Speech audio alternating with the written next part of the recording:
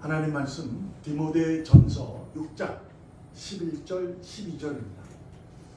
우리 다 같이 한 목소리로 읽으시면서 하나님이 말씀의 증언이니까 그 말씀을 들으려고 애썼으면 좋겠어요. 다 같이 읽겠습니다. 시작. 오직 너희 하나님의 사람아 이것들을 피하고 의와 경건과 믿음과 사랑과 인내와 온유를 따르며 믿음의 선한 싸움을 싸우라. 영생을 취하라. 이를 위하여 내가 부르심을 받았고 많은 증인 앞에서 선한 증언을 하였도다. 믿음의 선한 싸움을 싸우라고 바울은 자신의 영적인 아들 디모데에게 편지를 보낸 거죠. 그 편지 중에 내용입니다. 디모데는 좀 흔들렸거든요. 나이도 어리고 하다 보니까 여러분도 잘 아시잖아요. 그래서 흔들렸어요. 장로님들이 이제 나이도 있으시고 연기시고 그러다 보니 그랬어요. 생각해 보세요. 지금하고는 2000년 전에는 완전히 다른 문화거든요. 그러다 보니까 디모데가 분명히 바울에 의해서 세워진 목회자이지만 섬겼던 바울에 대한 그 가졌던 존경심이 디모데에게 넘어간다는 것은 그게 쉽지 않았던 거죠. 그래서 흔들려가고 있고 너무 이제 외로움을 느끼고 지쳐가고 있어서 바울에게 이렇게 조언을 구할 때 바울이 편지를 보낸 거죠. 너는 믿음의 사람이야. 너의 할머니부터 믿음이야. 너는 3대째 믿음의 일꾼이야. 두려워하지 말아라. 그런데 두려워하지 않기 위해서는 너부터 말씀을 듣고 보고 지켜 행하라는 거죠. 그러니까 목사가 말씀을 전하는 것으로 끝나면 그것은 소리일 뿐이에요. 그렇잖아요. 근데 그 목사가 말씀을 전하고 그 말씀을 자신도 그 삶을 적용해서 자신도 그 삶을 지켜 행하면 된다 그 얘기죠. 그러니까 말씀드렸다시피 우리의 삶에 누군가에게 복음을 증언하고 싶으시면 내가 복음의 사람이라는 것이 나타나는 거죠. 그래서 무엇이냐? 우리가 지난주 한 달 동안 하나님께서 작정한 자는 영생을 주기로 작정한 자는 다 믿는 자예요. 그 믿음을 가진 자는 어떤 어려움 속에서도 흔들리지 않고 고난을 헤쳐나갈 수 있죠. 그래서 무엇보다도 내가 하나님의 자녀라면 교회로서 우뚝 서야 한다. 교회는 내가 교회로 서 있으면 어떤 음부도, 그러니까 사탄, 세상에 그 무엇도 나를 침범할 수 없다라는 거죠. 그래서 우리는 그 모습으로 살아야 된다라는 거죠.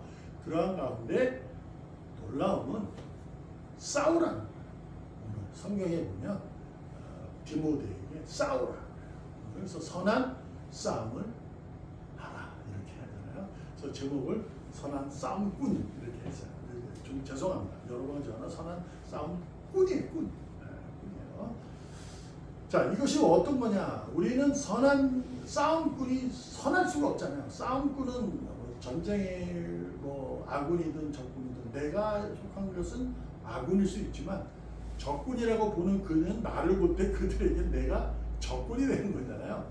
그래서 싸움이라는 자체, 그러니까 지금 전쟁이라 지금 세상에서 전쟁은 선한 게 아니잖아요. 그죠? 악한 거예요.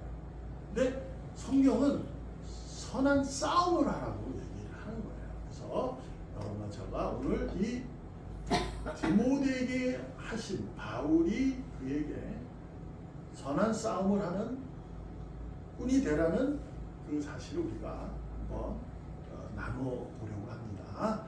자, 어떤 얘기냐? 자, 디모데는 목사이기 전에 하나님의 자녀, 하나님 나라의 성도, 거룩한 사람입니다. 하나님의 은혜를 입어서 그는 하나님의 자녀로서 백성이 된 거죠. 그래서 그들은 어떤 삶을 살아야 되느냐?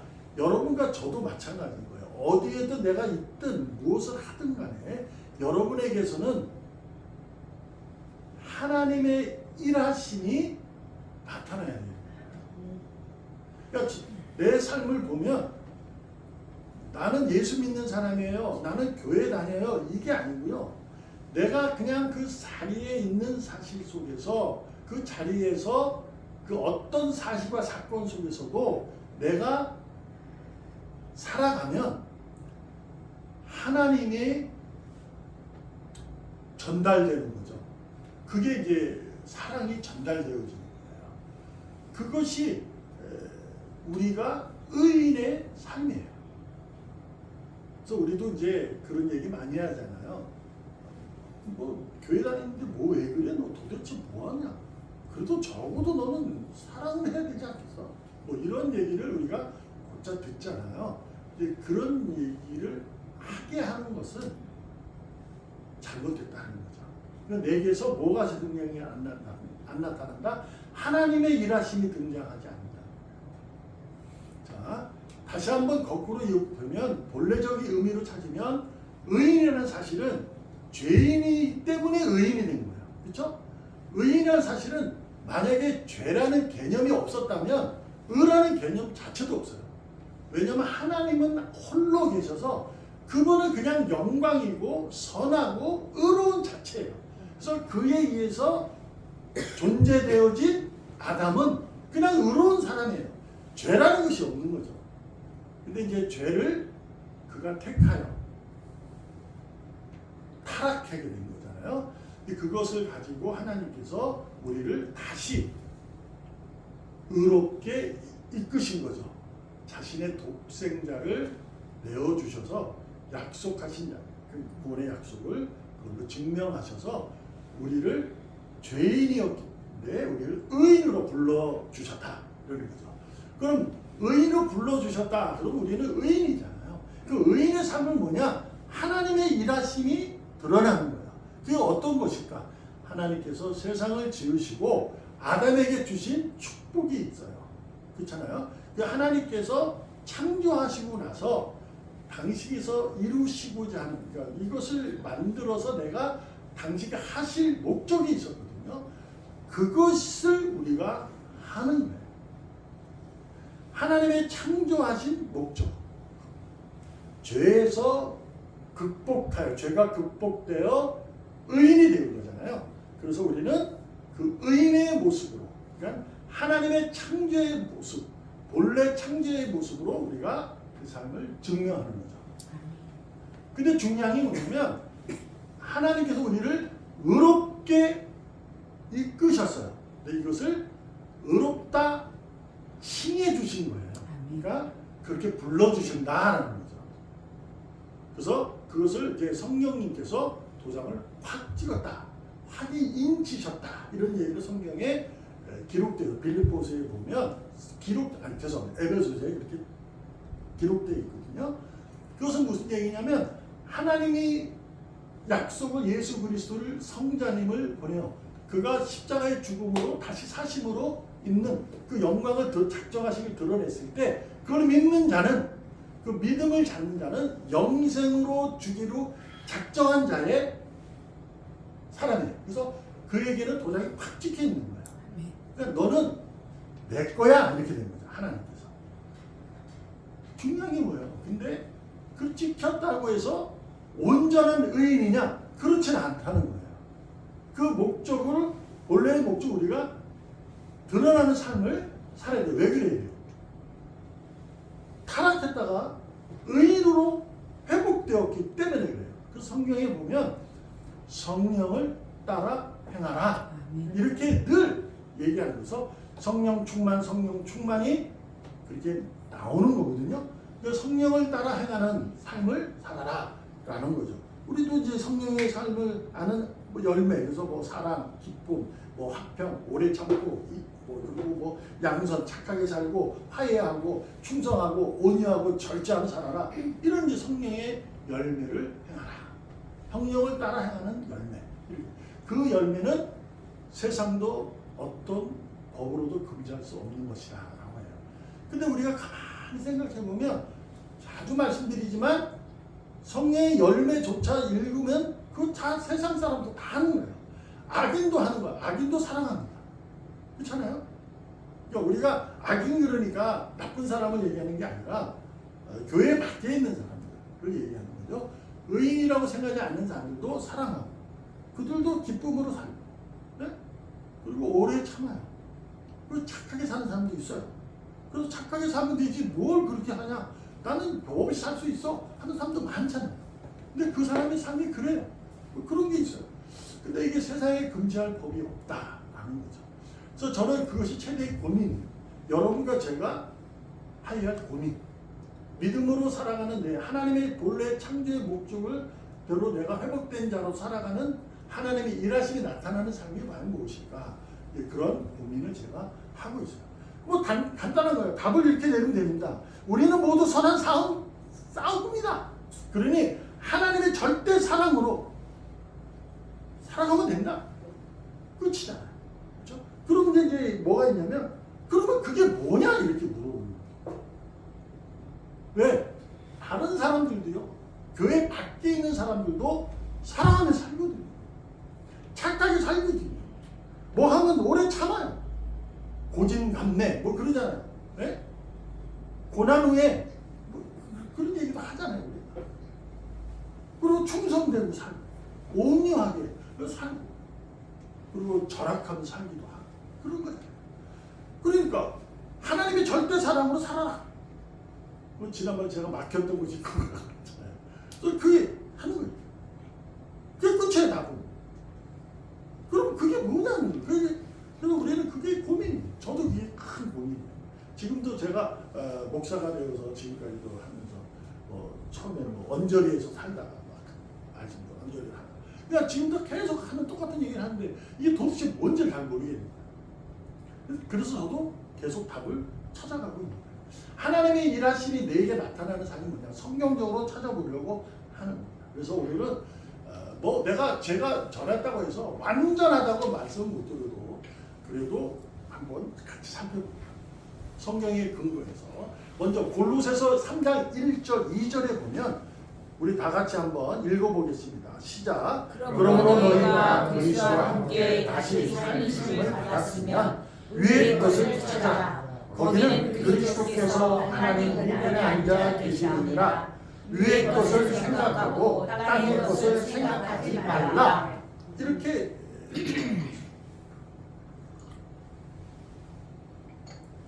말씀드렸다시피 우리가 고민하는 것이 뭐냐면 너희가 그리스도와 함께 다시 살리심을 받았으면 이에요. 그러니까 너가 하나님의 자녀라면, 너가 하나님 나라의 백성이라면 뭐예요? 위의 것을 찾으라는 거죠. 하늘의 것을 찾아라 이런 얘기잖아요. 그 땅의 것을 뭐하라? 생각하라. 이거예요. 이게 뭘까?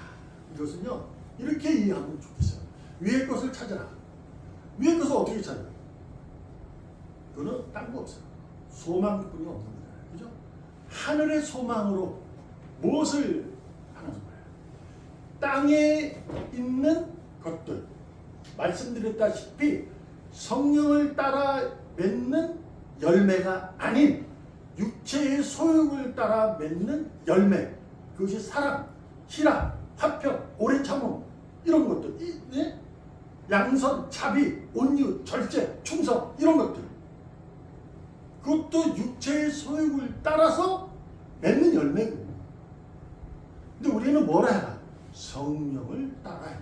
그러니까 위의 것을 우리는 몰라. 내가 어떻게 사는 것이 맞나. 그러니까 성령이 따라 해라는 거야.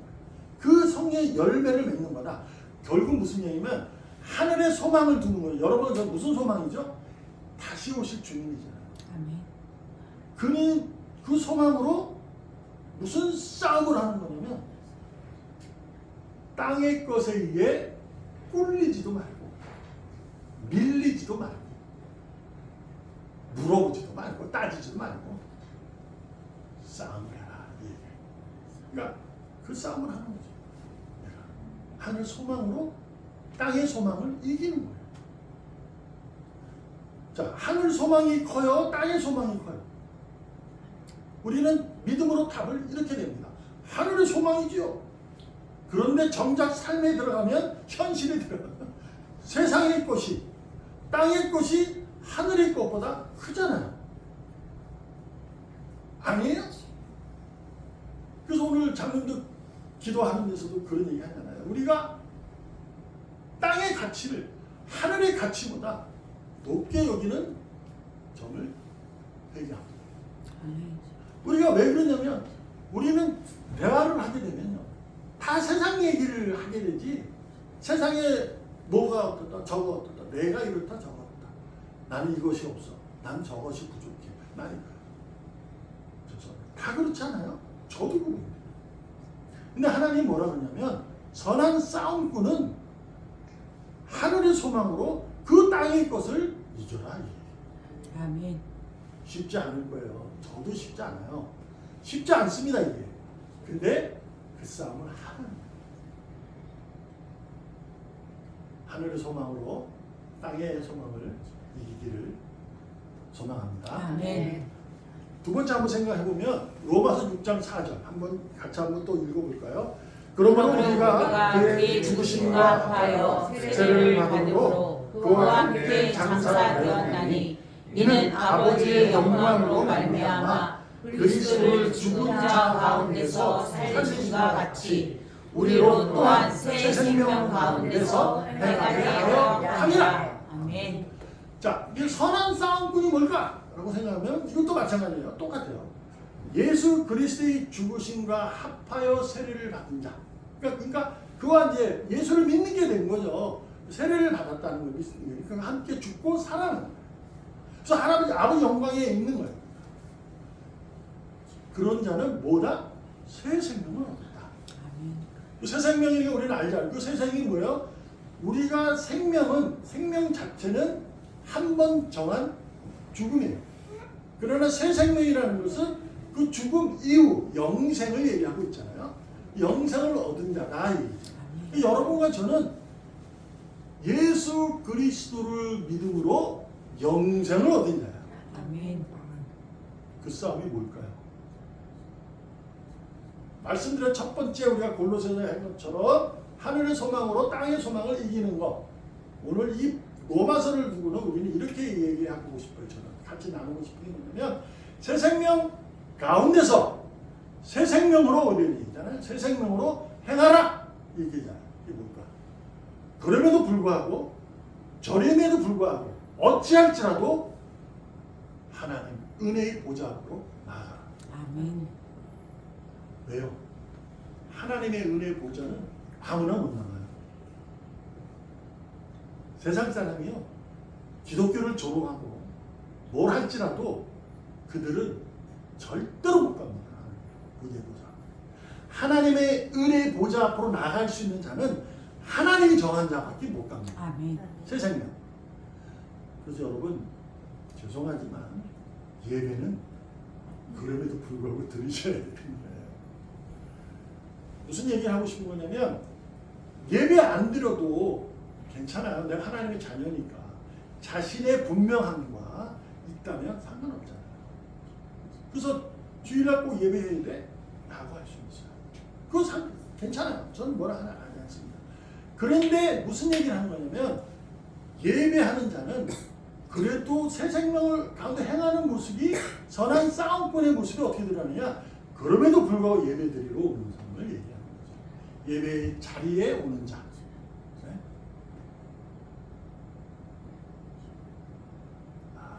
여기서 이제 힘들어지는 거예요. 왜냐? 그래도 꼭 가야 되나? 꼭 가셔야 돼요. 꼭 오셔야 돼요. 근데 그 꼭이라는 단위를 이제 마지막에 제가 말씀을 드릴 건데 선한 싸움을 그렇게 하는 거예요. 여러분 하나님의 은혜 보좌 앞으로 넘어져도 다시 일어나서 나오시기를 바랍니다. 아멘. 그리고 한 세 번째 항상 볼까요? 빌립보서 2장 13절 다 같이 읽습니다. 시작. 너희 안에서 행하시는 일은 하나님이시니 자기의 기쁘신 뜻을 위하여 너희에게 소원을 두고 행하게 하시나니. 아멘. 아멘. 우리가 가장 이제 힘들어하고 이게 긴가민가하고 내 소원 같기도 하고 막 이런 게 이 본문이에요. 그래서 어떤 분은 이 본문의 말씀을 가지고 여러분도 잘 아시는 올림픽에서 그 누군지 몰라요. 네덜란드 여인인데 그 여자인데 그 다이빙 선수의 다이빙. 지금 생각나서 이름도 잘 모르는데 갑자기 생각나는데 그분이 이 고백을 합니다.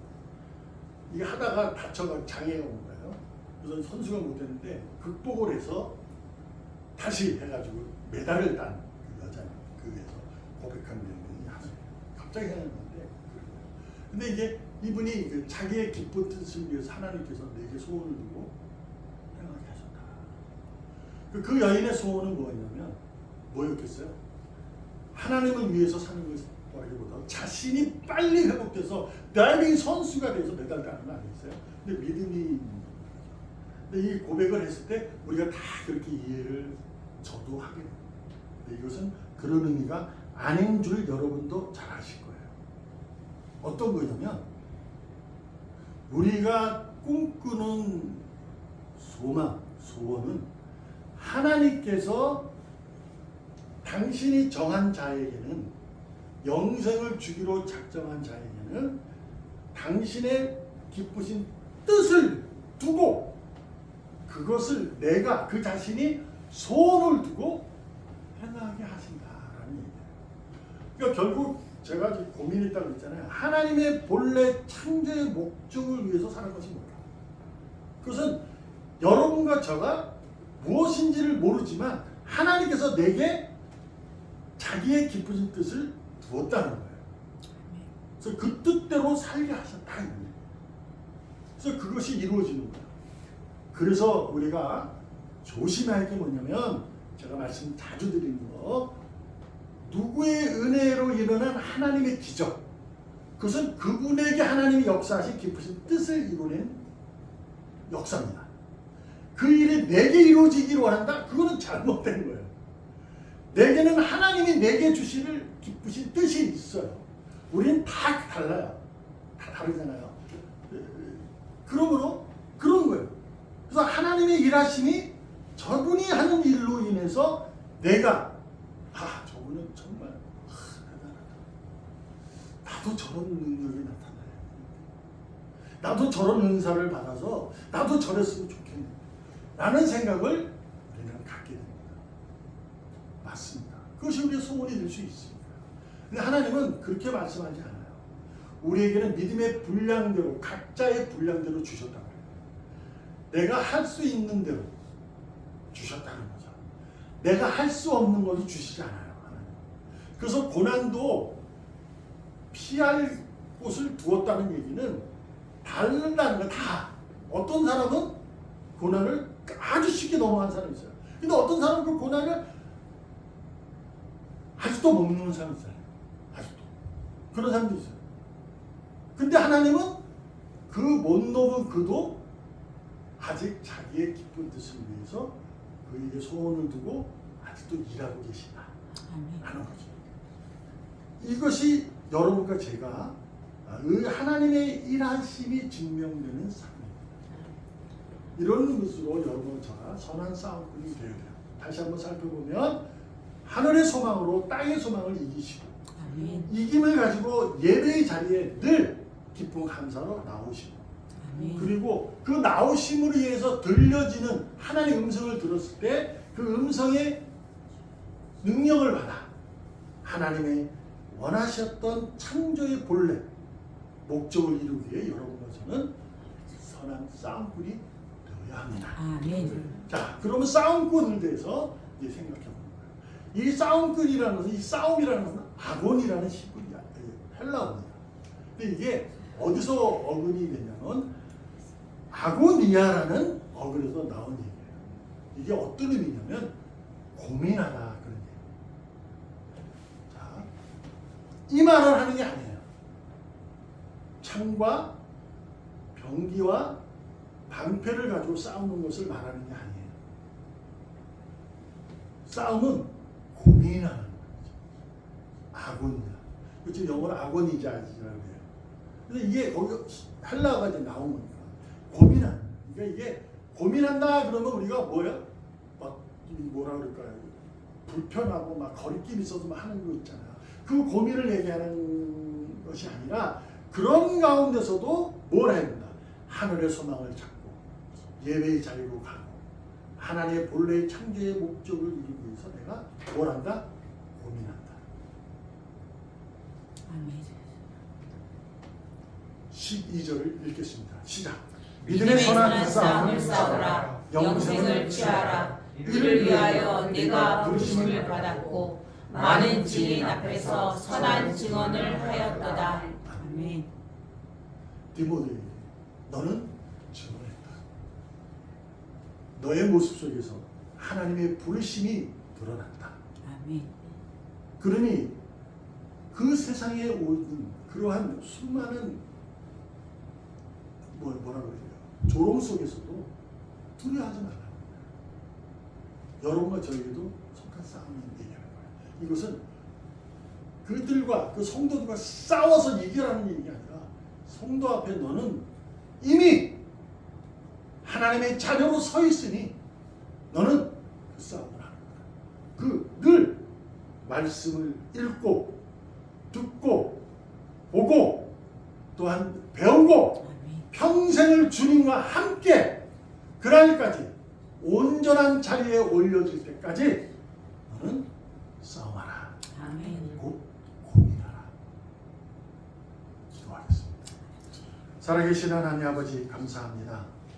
하나님의 평강이 위로가 그리고 사랑에 가득한 복된 삶을 살기를 소망합니다. 아멘. 그래서 오늘도 믿음으로 주님 안에서 최고의 고민을 하면서 살기를 소망하오니 우리를 옳은 길로 이끌어 주시옵소서. 아멘. 살아계시는 예수님의 이름으로 감사하며 기도합니다. 아멘.